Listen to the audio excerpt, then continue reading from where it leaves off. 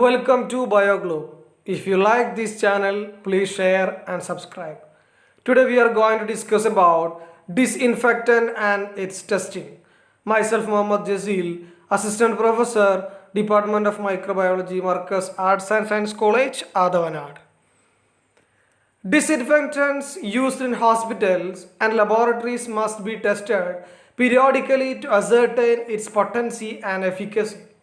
Evaluation is not for concentration but is for the activity of the agent under certain conditions and uses.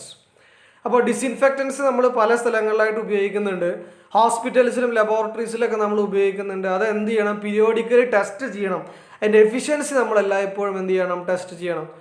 So, what are the different types of tests used for to check the quality of disinfectants? First one, carrier test. A carrier such as silk or catgut thread is contaminated by submersion in a liquid culture of the test organism. Catgut thread എന്ന് പറഞ്ഞു കഴിഞ്ഞാൽ ഒരു surgical thread പോലത്തെ സംഭവമാണ്.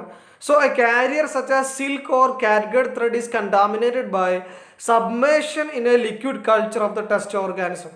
അപ്പോൾ ഈ ത്രെഡിനെ നമ്മൾ എന്ത് ചെയ്യുക? ലിക്വിഡ് കൾച്ചറിൽ മുക്കുക. The carrier is then dried and brought in contact with the disinfectant for a given exposure of time. ആ കാരിയർ ഡ്രൈ ചെയ്തിട്ട് എന്ത് ചെയ്യുക? It should be contact with the disinfectant for a given exposure of time.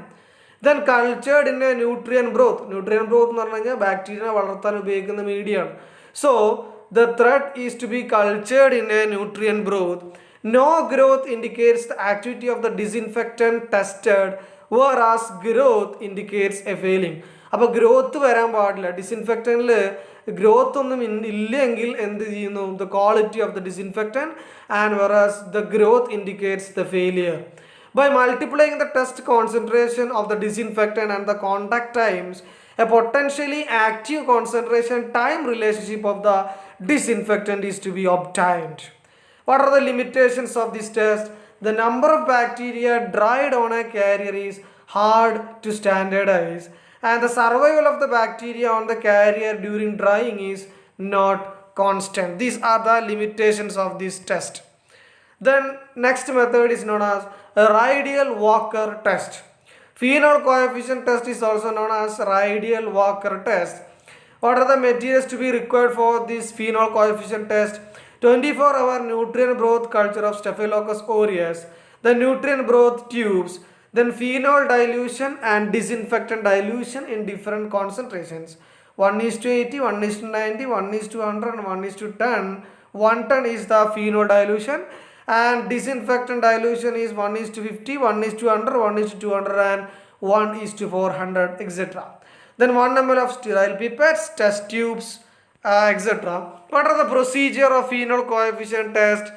Different dilution of phenol and test disinfectant were prepared and arranged on test tube racks. 1 ml overnight culture of Staphylococcus were added to each of the above test tubes. Then next, the tubes were mixed well and recorded the time of introduction of the culture into the tubes. At the intervals of 5, 10 and 15 minutes, aseptically transferred one loop of culture from each of the inoculated test tube into the appropriately labeled nutrient broth tubes. The inoculated test tube containing disinfectant and staphylococci, these are appropriately added to the labeled nutrient broth tubes. One set of nutrient broth tube was kept as control.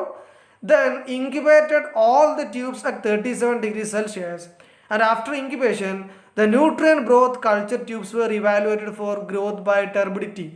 Occurrence of turbidity or evaluating the formation of turbidity after incubation.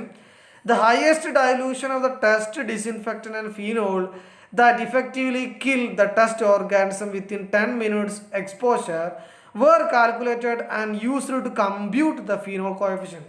The highest dilution of test disinfectant and the phenol that effectively kill the test organism within 10 minutes. Then phenol coefficient. Highest dilution disinfectant that kill the microorganism within 10 minutes and not within 5 minutes divided by highest dilution of phenol that kills the microorganism within 10 minutes, not within 5 minutes. Phenol coefficient of the test disinfectant is the reciprocal of the test disinfectant solution is divided by reciprocal of the phenol dilution. Then next method is known as Chick-Martin test. It is the modification of Radial-Walker test. In this, the test disinfectant is allowed to act in the presence of organic matter, that is 3% dried human feces or dried yeast, to stimulate the natural conditions. The next method is in-use test, intended to estimate the number of living organisms in a vessel of disinfectant in actual use. That is the use of in-use test. And the disinfectant that is already in use is diluted by 1 by 10 by mixing 1 ml of the disinfectant with 9 ml of sterile nutrient broth. The next step, 10 drops of the diluted disinfectant is placed on 2 nutrient agar plates, each of 0.02 ml. 10 drops of the diluted disinfectant is placed on 2 nutrient agar plates. Then next, one plate is incubated at 37 degrees Celsius for 3 days and the other plate is held at room temperature for 7 days. The number of drops that yielded growth is counted after incubation. If there growth in more than 5 drops on either plate, it represents the failure of disinfectant. അപ്പോൾ 5-ൽ കൂടുതൽ more than 5 drops 5 ഡ്രോപ്സിൽ കൂടുതൽ growth വന്നു കഴിഞ്ഞാൽ എന്താണ് failure of disinfectant ആണ്. Thank you for watching this video. If you like this video, please share and subscribe.